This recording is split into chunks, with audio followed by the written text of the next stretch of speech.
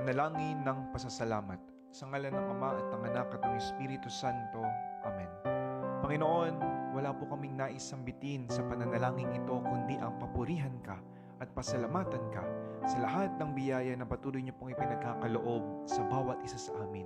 Tunay nga po, ang lahat ay biyaya nagmumula sa iyo. Ang lahat ay biyaya kung amin lang mambubuksan ang aming mga puso at mga mata at isipan upang tanawin ng utang ng loob ang iyong pagkilos sa bawat detalye ng aming buhay.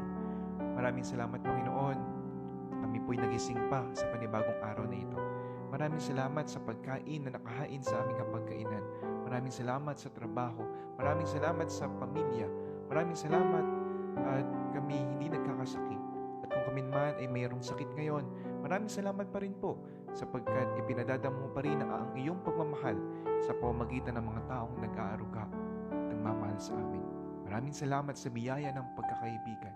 Maraming salamat kahit sa mga pagsubok na dumadaan sa buhay namin upang kami mas maging mabuting tao. Maraming salamat, Panginoon, sa lahat. Ang lahat ay biyaya sapagkat napakabuti mo. Amen.